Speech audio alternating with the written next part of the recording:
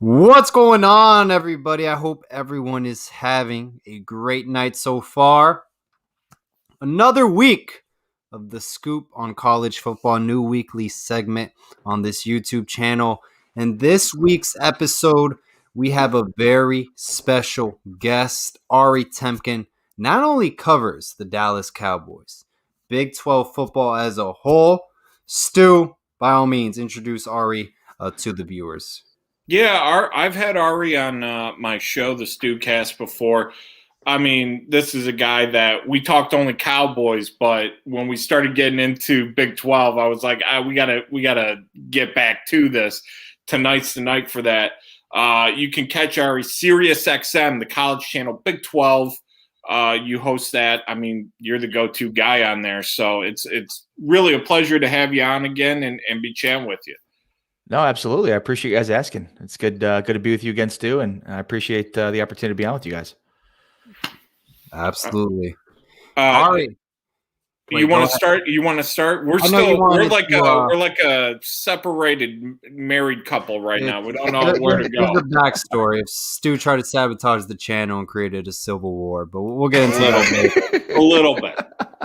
Stu, I know you wanted to kind of say something real quick before we get started. Yeah. I mean, and this is something I've seen just over the past 2 weeks on Kane's Twitter. Luca to the U, really touching story. The family going through a tough time. Thoughts and prayers to Luca, to the family.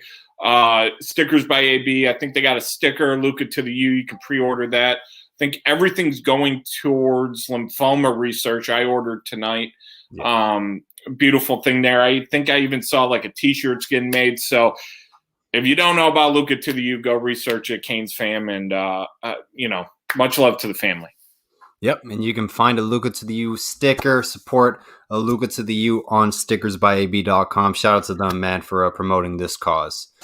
Ari, let's get into it, man. Big 12 football. I got to ask you, how did the Big 12 kind of come out of nowhere and just become a powerhouse offensive conference? I felt like Cliff Kingsbury kind of set that expectation, and it just became like, hey, first to 45 conference out of nowhere. I mean, that wasn't Big 12 football style, in my opinion. Lincoln Riley's in the Big 12. It's just an offensive-heavy conference, and I feel like I'm not trying to be mean, but there's really no defense in the Big 12. It truly is, hey, first to 45, and you will win the football game.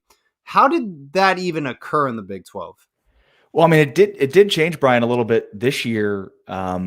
Defenses, I mean, on the whole, I think caught up a little bit, and some of that is Iowa State. John Haycock, their defensive coordinator, brought sort of a molded, a zone. Differentiated zone to the Big 12. And, a lot of teams have embraced that and are started running a similar, it's basically like, you're running nickel all the time, but you have your nickel corner is also a linebacker. They call him, in Iowa State, they call him the Joker. And so it's really revolutionized defense in the Big 12 and has been a really good defense to sort of neutralize these these spread pass attacks. In terms of your question, I mean, yeah, it's been revolutionary in terms of offensive football. I mean, Cliff Kingsbury lost a job at Texas Tech, but somehow got a job at the NFL level.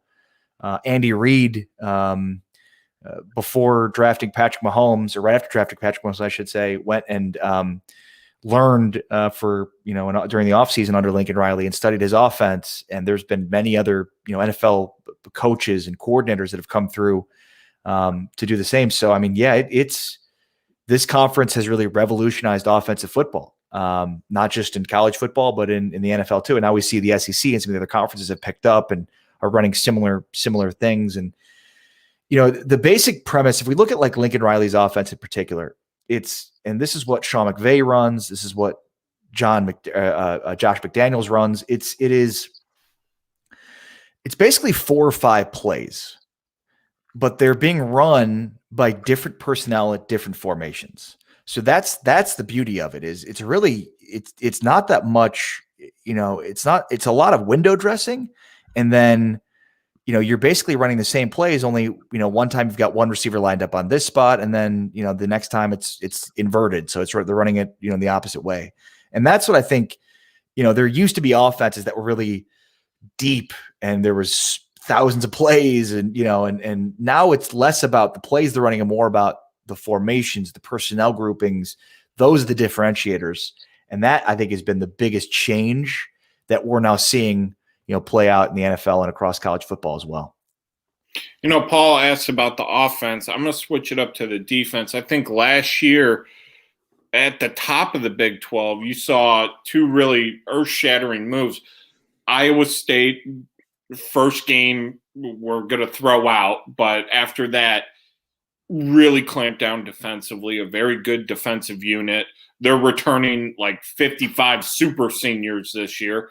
And then Oklahoma, what was it with them from the early part of the year? Looked like a dumpster fire, to be nice. Yep. And then by the end of the year, I mean, it was smothering. It was a suffocating defense.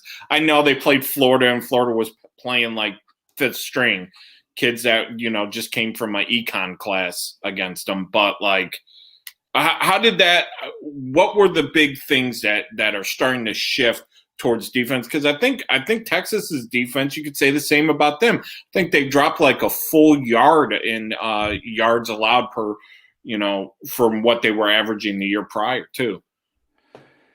You were breaking up there a little bit, Stu. What was the question? I'm sorry. No, the question was about how, Oklahoma, Texas, Iowa State, they're moving more defensively. What do you look at as far as Oklahoma and Texas both kind of also making that leap? Two teams we've seen offense heavy, making that leap defensively, and what's spurring that on? Yeah, I mean, I think it's just, it's the cyclical nature of football, and that, it wasn't defenses weren't going to be down forever in the conference. And look, I mean, it's been coming. I mean, if you look at NFL drafts of late, the conference has done fairly well with first round picks on the defensive side of the ball, which you'd be kind of surprised about. And so, I mean, you've got Gary Patterson, who's a defensive whiz, and that's always been a staple, is great defensive football. But I mean, for Oklahoma, I mean, they went from being one of the worst defensive units in the history of Oklahoma to, an average defense to an actual pretty good defense. And so a lot of that was just schematics. Alex Grinch, I think after this year, we're going to really hear Alex Grinch's name come up as a head coaching candidate across college football, because he really emerged this past year. Yeah. And then, I mean, I do think that John Haycock at Iowa State, again, he really brought this, this zone defense, it's like a 3-down lineman defense where you're playing zone in the back end. And then you've also got, a safety that also plays a little linebacker. That has really, when you have a team, and Iowa State's a good example of this, that when there's a familiarity there and a chemistry and together, then you can run those kinds of defenses and not give up much because guys know where other guys are going to be. There's an expectation of, hey, I can cheat a little bit in because I know this guy's going to be over here and cover me over here. So, I mean, I think much of the success of the defenses we're seeing in the Big 12 have to do with that, that zone, basically taking principles of that zone defense. We're seeing the same thing in college basketball in the Big 12 too. Texas Tech with Mark Adams and Chris Beard ran that no middle defense. That was the big thing that helped them get to the Elite Eight and then to the Final Four. And Baylor ran the exact same thing this year, the no middle defense. So, I think you've got coaches that respect each other, that take things from one another. And that's what we're seeing in the Big 12 too. All right. Speaking of the Big 12, where do you think it stands? Oh, wait, sorry for calling you Brian before, Paul. I don't know why. No, it's fine. Well, you can call me Brian. It's fine. No big deal. He does look like a Brian. He looks like a Brian. He looks like a Brian. I don't know what Brian looks like, but you look like a Brian. No, my bad. Hey, Ari, Big 12 conference, where do you think they stack up amongst Pac-10, or is it Pac-12 now? Who knows? They change up the conferences all the time. SEC, Pac-10 to me. ACC. Where do you think the Big 12 stacks up amongst the Power 5 conferences ranking-wise? Probably third most years. Okay. Probably third most years. I mean, the SEC, far and away, obviously. And even though I do think at times the Big Ten gets a little overrated, I would just say most years you could probably say the SEC, the Big Ten, ACC, Big 12. I mean, I think this past year, obviously the ACC was really awesome, but Miami, sorry guys, was a little bit of a paper tiger, and Notre Dame's not going to be there every year, right? So I mean, if they're in the ACC every year, it's a different story, Right. So yeah, I mean, I think the Big 12 is going to be as good as it's been in a long time next year, because I mean, last year there was a lot of changeover with Oklahoma. We weren't really sure what they had, and then a lot of guys emerged. The defense is really good, and they've got a bunch of these guys coming back now, have great experience, and really, I mean, they were really hot at the end of the year. Plus, Iowa State returns everybody, and so I mean, they could be, you're looking at 2 preseason top 5, top 10 teams in Oklahoma and Iowa State, and then Texas. I mean, there's a lot of question marks at Texas. They've got a lot of good players, and obviously a lot of excitement with Sark taking over, but they have questions at quarterback and who's going to emerge there at the quarterback position, which is obviously, that's a huge question. And then, beyond them, I think, there's certainly some decent expectations for TCU.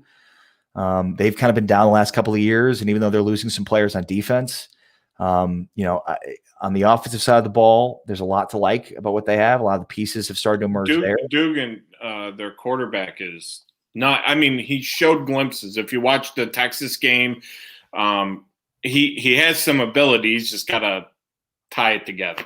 Yeah. No, I mean, he's up and down. He was really good at times. He's a really good runner. The big thing is Chandler Morris, who's the son of Chad Morris, transferred from Oklahoma, and right at this moment, from Oklahoma to TCU, at this moment, he hasn't been, released fully, so he's going to have to sit out. But if Lincoln sort of allows him to play, then he could compete with Doug in there for the starting quarterback job. So yeah, I mean, the biggest thing with TCU is they've had too many cooks in the kitchen when it comes to offense. They had Sonny Dykes, who now goes back home to Texas Tech, but then they bring in Jerry Kill. There's just too many minds offensively that were trying to have their fingerprints over this offense. And TCU they've just been too far down the last couple of years that you just think like there's just no way they stay down like this. And Oklahoma State too. I mean, Oklahoma State should be really good again next year. They're losing some guys, but they're going to be really good again. All right, I mean, this is a team Miami fans are probably intimately aware of. Last team to face Miami, right? That's why I'm sorry, a little bit of a paper tiger.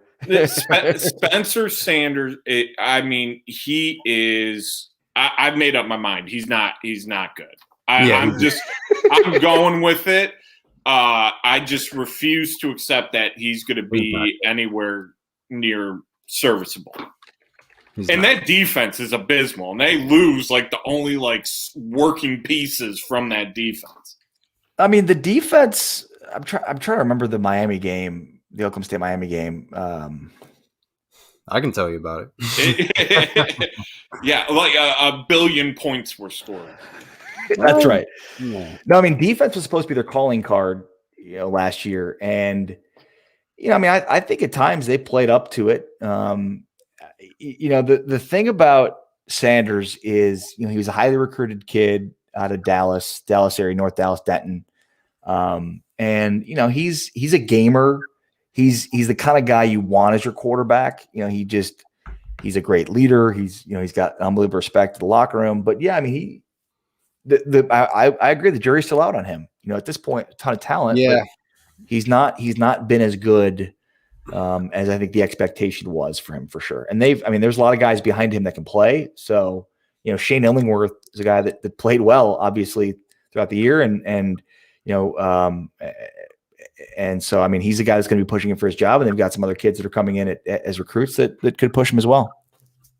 Well, in my mind, it's very much, Oklahoma State, Baylor, West Virginia, they're all essentially the same team in that middle of the pack. I mean, you could lump in TCU for that matter, in my mind. Is there a team towards the bottom in middle of this pack that is poised to make a move? I mean, you look at the Mountaineers Letty Brown is electric. He is phenomenal to watch.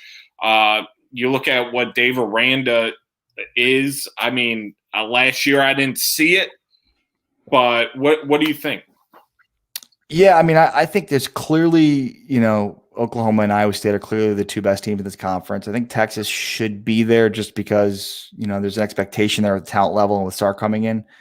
But I think you're right. Beyond that, like the expectation is Kansas will be last and not really sure what to expect out of Baylor and Texas Tech. I mean, Baylor was in a major transition year last year with Aranda. The fact that they had to bring in there's another new offensive coordinator coming in now after the experiment with Larry Fedora didn't really work out. Now you're looking at a team offensively that's going to have 3 different offensive coordinators the last 3 years, which is tough. Kansas State was a major surprise to start the year last year and then kind of fell off, but they returned a ton of talent. And especially along the offense, and their quarterback is back. Kansas State's probably that team because Kansas State was going to be really good, and a lot of injuries last year. Yeah, they lost Skylar Thompson. And the other thing too was Kansas State's offensive line coming into the last year was just not good in terms of experience. It was just there just wasn't a lot of experience. There were not a lot of known guys coming back, and so.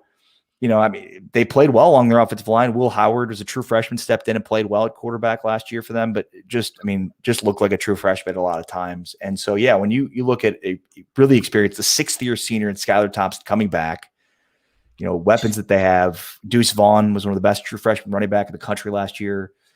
Defensively, they've got players. So, yeah, they do lose a guy in White. Hubert, who was a good player for them defensively, defensive end.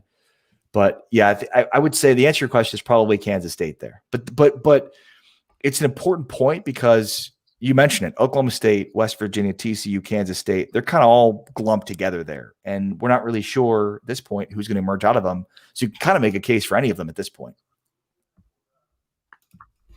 Yeah, that's kind of, I think the thing with the Big 12 conference is, the schools you mentioned, for example, like West Virginia, Texas Tech, Kansas State, there's not consistency. I think you see more consistency with Oklahoma. Oklahoma State tentatively gets 9 wins a year, 8 wins a year. They're a winnable football team. They're going to pull out wins. Texas is kind of that wild card, whether they're going to win 10 games a season, 9 games, or they're going to go like 7-5, 6-6. So I think it's consistency with the entire conference, and it's kind of the middle of the road that at times does show up for a big game. And we've seen that, with West Virginia always having a great offense. I think now with Evan Neal, he'll get the ball rolling defensively now that Dana Holgerson's not there anymore. But I think just consistency, middle of the road. And then, the bottom part, Kansas has just got awful. They can't. But they're consistent. Consistent losing. Kansas it's still consistency. There's no consistency in the sense of winning. And can I ask a question? And I'm going to ask it to both of you. By the way, Ari, Stu, when guests come on, he's like a bandwagon fan, so he loves the Big 12 just for like this hour. Hey, no, I honestly think right now for this year and next year, I think the Big 12 is better than the Big 10. But I will say Kansas, I want to know. Ari, are they going to be the next Division I team at a Power 5 to go to the triple option? No. That's why I'm wearing the shirt. That's why I'm wearing it. Well, yeah, obviously, there's rumors now about, Willie Fritz and Jeff Monken are the two guys, obviously, that you're referring to potentially becoming the next coaches at Kansas. It's funny because some of the reports I've heard say that if Monken gets the job, he wouldn't even run the triple, which I am all for it. That's the only way they can compete. No, Georgia Tech did it in the ACC, and they were competitive. No. Yeah. It's a Band-Aid. I think it's a bad. I think if you're Kansas, and Kansas just hired, I think, a really good athletic director who, saw the rise of a football program at Northwestern. And so I think, you have to sell sort of a short-term plan versus a long-term plan. The short-term plan is running a triple option, zagging, because you're not going to win straight up. They have lost at least 9 games, 11 consecutive seasons. They have lost 13 consecutive games. They haven't won 2 Big 12 games in the same season in over a decade.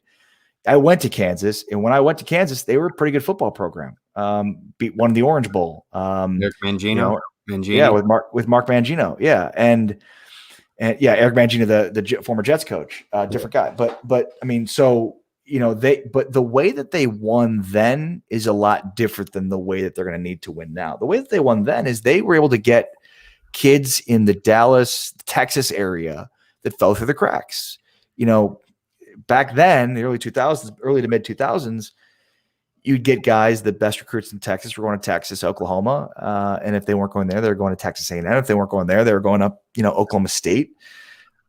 But there were also, Mizzou, Kansas, they were also players in that market. Nebraska as well. Nebraska's going to the Big Ten has changed a lot of that dynamic. And I think that's part of why they haven't been as good. They haven't recruited Texas as well as they did when they were in the Big 12. So Kansas can't do that anymore now. You have TCU was not a Power 5 team then. They are now. Baylor emerged as a player then. They weren't then. They are now.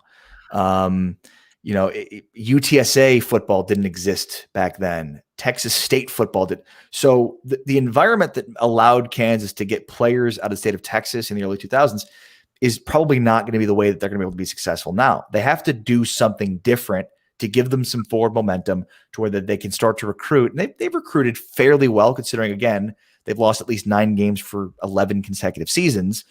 But yeah, but I don't think you can, like, long term, you just can't be Army. You can't run the triple option every year. You have to evolve away from that eventually. So I do think, I'd love it if they ran the triple, because I'm just sick and tired of, not having anything to watch in terms of Kansas football. Like, you can't even watch them. They're unwatchable. There's just not, like, they're at this point, it'd be nice if they just competed in games. Forget about wins, just compete. So, there really is no rock bottom. You think you hit rock bottom and then they go even deeper. So yeah, I do think, it would take something like that would bring some excitement to the program. So I'm all for it, but I agree with Paul, like, long-term, it's just not sustainable and trying to win that way in the Big 12. No, 100%. The triple option is kind of making something out of nothing. It's kind of like, hey, like, whoever we hire really isn't going to get the job done here. Well, it's not 1935. I don't think you're going to win. But it's Kansas football. Even Ari, you're going to win more than 2 games. Les Miles, who he's a great coach. He won a national title at LSU. Regardless of what's going on off the field, coach. I don't know. If you win a national title in college football, you are an outstanding coach. Okay, how many different coaches have won a national title in college football? I think Les Miles was he was a man for the time. Like, Ari, you saw the video. You saw the video where he's sitting there at Kansas. He's telling some boosters, wishing them, congrats on your marriage, and then at the end, he's like, "Go Tigers!" and he's wearing Kansas gear. Like the Les Miles you've seen the last few years, and towards the end of that LSU run, I think he just caught lightning in a bottle. Yeah, I would say there was a time where Les Miles was a really good coach and he recruited at a high level. There was a time that LSU had more players in the NFL than any other program. Wow.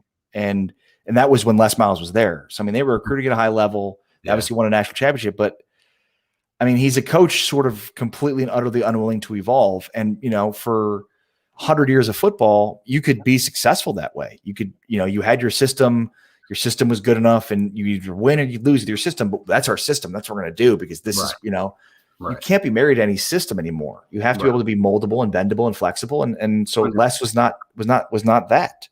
Yeah. Even at Kansas, even when his job depended on it, forget about all the other stuff that happened. Like, his job was dependent.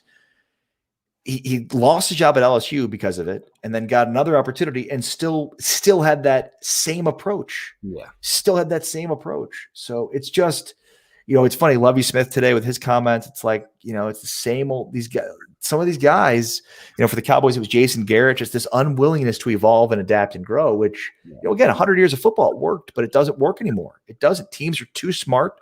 They're changing within the play. They're audibling out of one formation into another formation. They are looking at what you're doing, and they're taking advantage of the formations you're running and the defenses you're running and the schemes you're running, and they're going to beat you with that. So you can't evolve. You're dead. Very true. No, I 100% agree with that. And I think, the landscape of college football has gone to more of an offense heavy, kind of game. And I think we're seeing that. We just saw that this past season, the SEC. We've seen it tons of time in the Big 12. Where did it start, Paul? Where did it start? So I think we're seeing a heavy spread offense. I mean, I cannot recall the last time a pro style offense had success. Maybe, I mean, Alabama, because they have all the star-studded personnel. But I think, But what is pro style? Pro style is college. I mean, there almost is no difference now between the two, because the pros are running a lot of the similar things that they said that they could never run and never be successful at the college at the pro level. Fair, absolutely. But I mean, I get what you're saying. Yeah. We still think of a pro style, drop back passer. But exactly. Even that has changed. I mean, Ari, I didn't mean to cut you off, but I just thought of this. Do you believe that if you are a sitting duck in the pocket, if you are not a mobile quarterback, you have no mobile ability, you are a pure pocket passer, and this is just strictly college football, let's not get into the NFL. Do you think you can have success right now in modern day college football if you are just a pure pocket passer? You don't even have enough running ability to get a first down. You never take off and run. So, I mean, I think there's different levels of athleticism and escapability. And I guess first off, I'd say, sure. I mean, you can be successful in a lot, doing a lot of different things.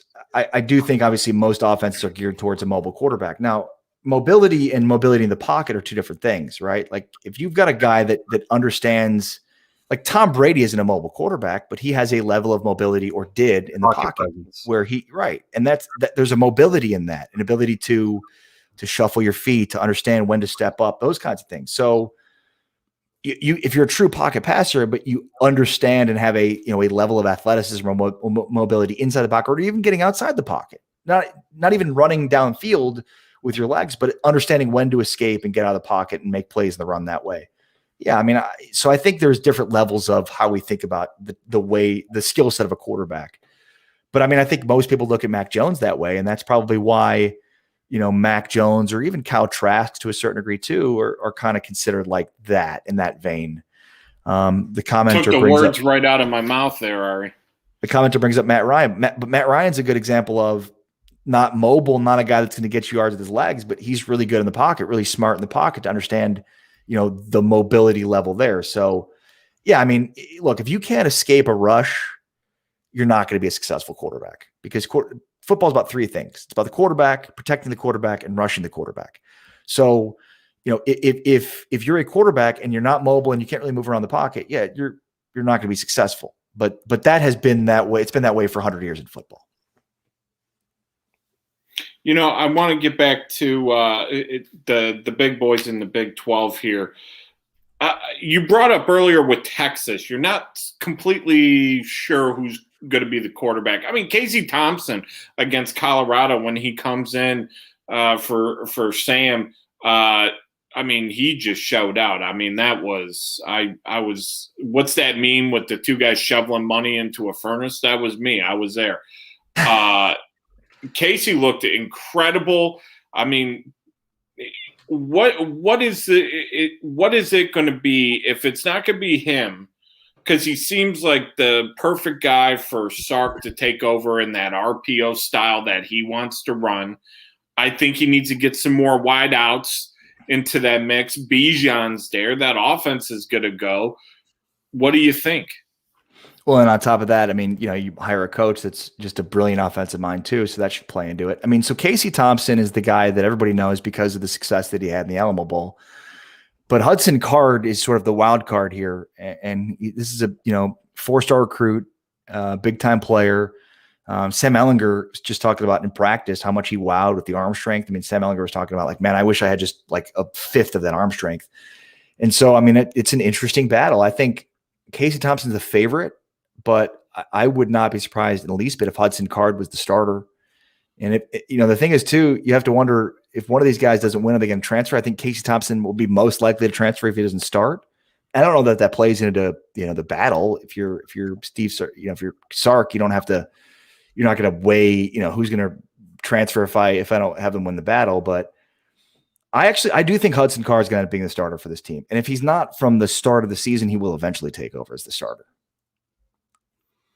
with the Sark offense, I mean, it's going to rely the wideouts are really going to need to be top notch, make crisp routes. They're going to have to beat guys off the ball. I didn't really see it last year. Really in anything. I didn't really like anything they were throwing out there. Eagles had his moments, but he's not for me. Do you see them? Is this going to be a year or two down the road? Because, I mean, you look a little bit north, man, the guys in Norman look crazy good.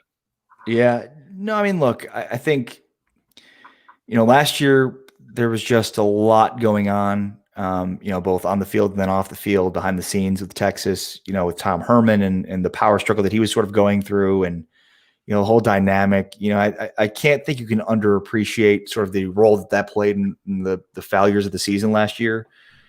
And then on top of that, like, they just didn't run Bijan Robinson enough. I mean, that was just the whole story of the season, where it's like he's just constantly taking a back seat. I mean, he's just such a talented running back, and you could see it every time he touched the football. And yet they just didn't get him the ball enough. I mean, it's really criminal. So, like, they're going to feed him a lot this year. He's probably going to get twice as many carries and twice as many touches as he got last year. He's going to be a big piece in the passing game.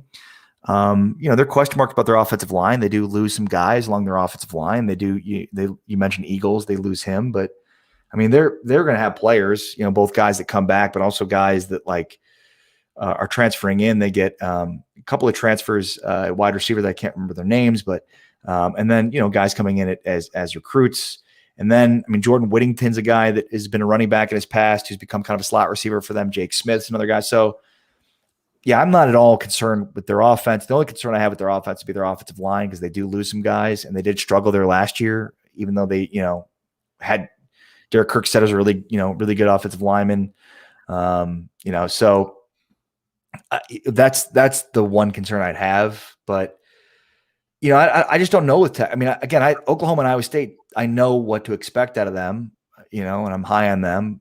But with Texas, it's like, I mean, I could see them winning 8-9 games. I don't know that I could see them getting to 10 wins this season. But I can also see them being 4th or 5th in this league, in year one under Sark. So we'll see. I'll let Paul. I know we talked about Oklahoma beforehand. I'll let Paul ask about Oklahoma. But last question to wrap it up. Texas, Iowa State, as far as the window for, your expectations for how long it might take Sark to win, or, if Matt Campbell's expectation is like, oh, okay, I've got this year, but after that, I'm missing my window. Is there a chance now? Is it going to remain open? Is it going to be down the road? How do you see those two programs going forward, likeliness to challenge Oklahoma, who's, over the past 10, 15 years kind of had a grip on that college football playoff spot? Yeah, I mean, Oklahoma's not going anywhere. No. Last year was the year where the window was open for somebody to take it, and nobody did. So they won another Big 12 championship, and they're not going anywhere. I mean, they get the number one quarterback recruit coming in this year. They got the number one quarterback recruit coming in next year. Like, they're going to be here. So it's kind of up to Texas, and I'll speak specifically to Texas because the conference is only as good as Oklahoma and Texas.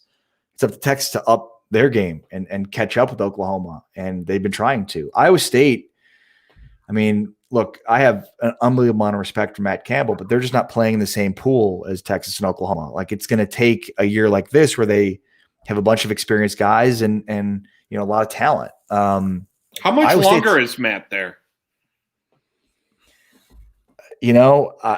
He keeps turning down opportunities. So, I mean, well, the Lions offered him, but is that an opportunity? I'm not sure. The Jets too. He said no to the Jets twice.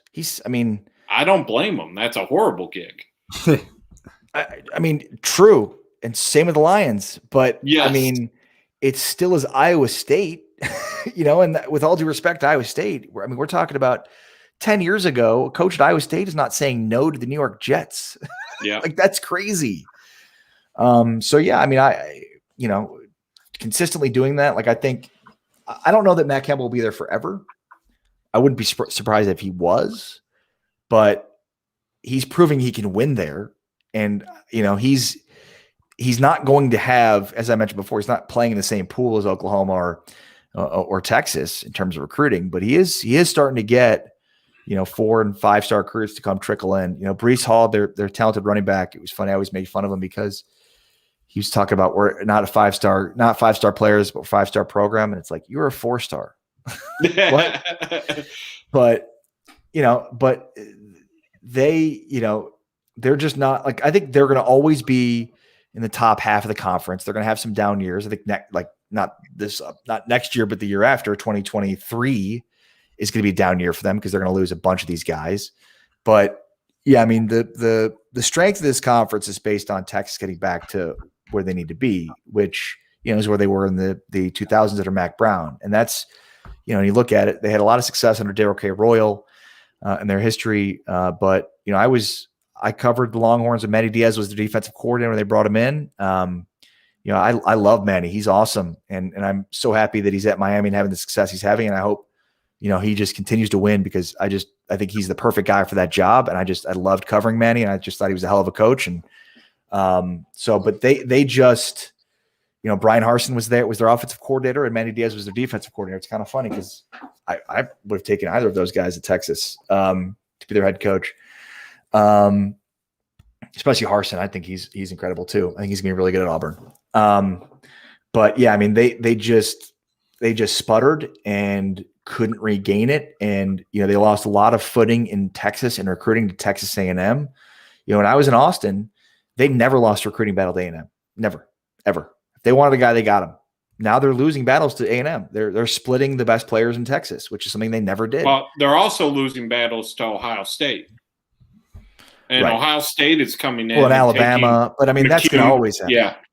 I mean, but the fact you see the number one quarterback, McCune, and the number one wideout in the country, both leaving to go to OSU it's alarming.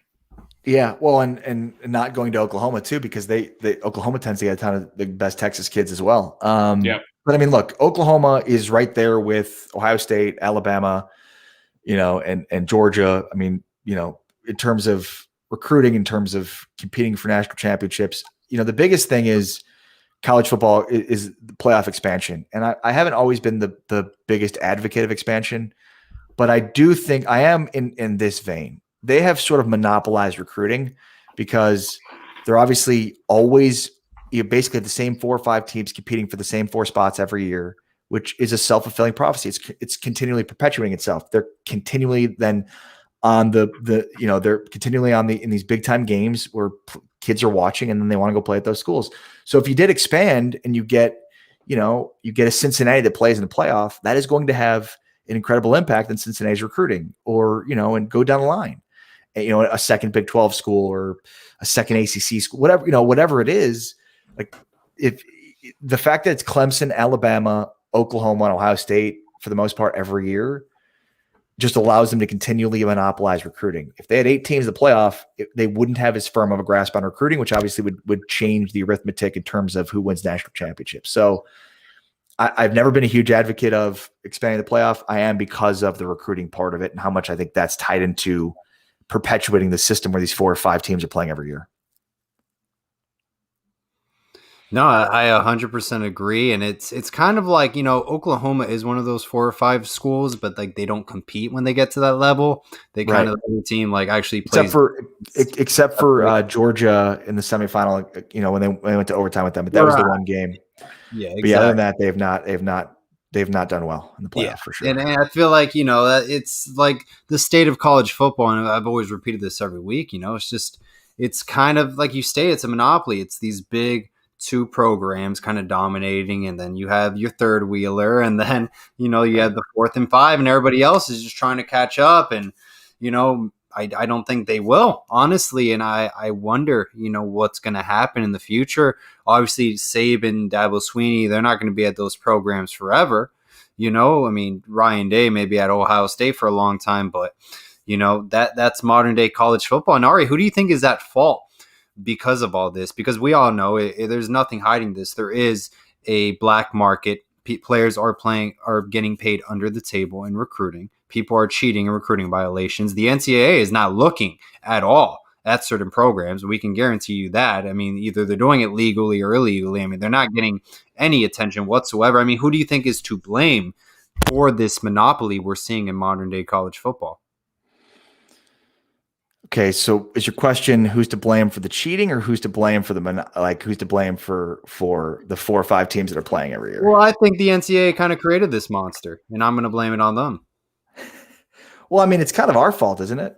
As consumers, we're consuming a product that has a heavy demand, and so because of that, the demand creates it.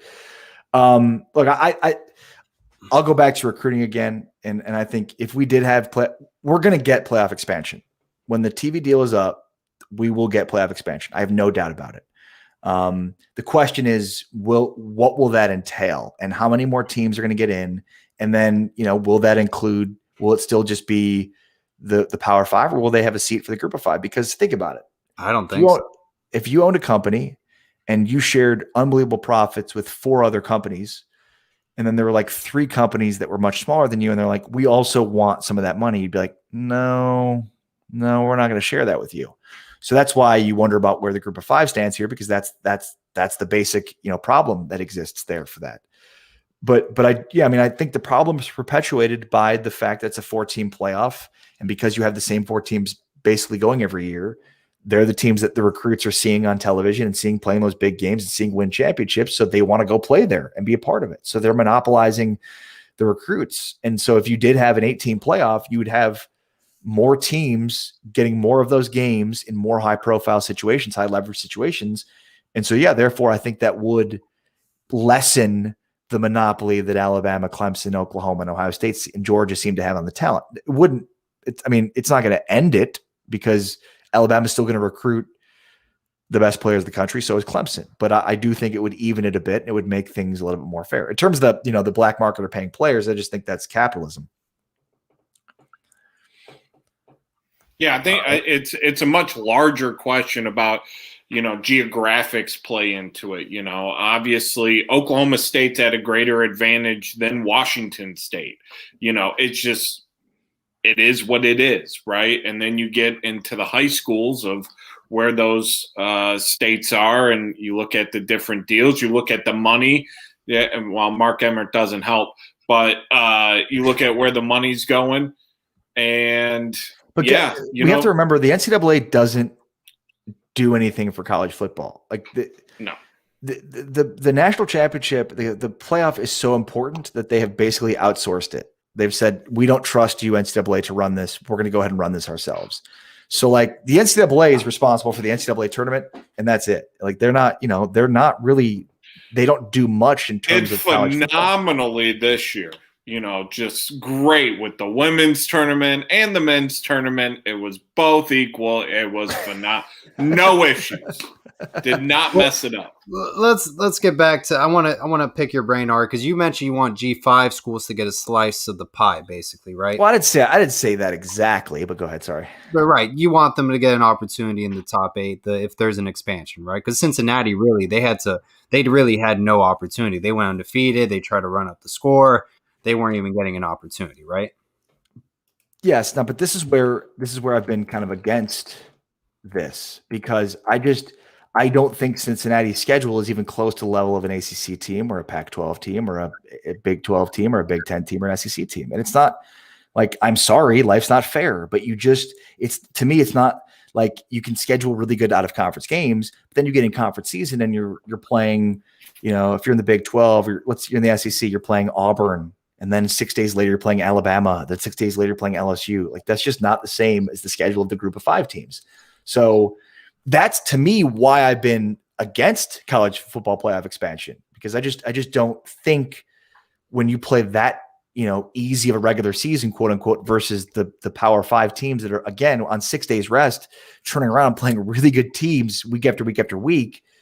I just put way more credence to what is being done at the Power 5 level because of that. But, I'll go back to what I said, which is, you give Cincinnati a chance and their recruiting is going to be on the uptick. But Cincinnati is just an example here. I mean, just think about the Power 5. And again, the Power 5, they're controlling the playoff here. So why on earth would they give an opportunity for somebody else when the Power Five controls the money. The Power Five controls the playoff. Therefore, why would they let somebody else share the money?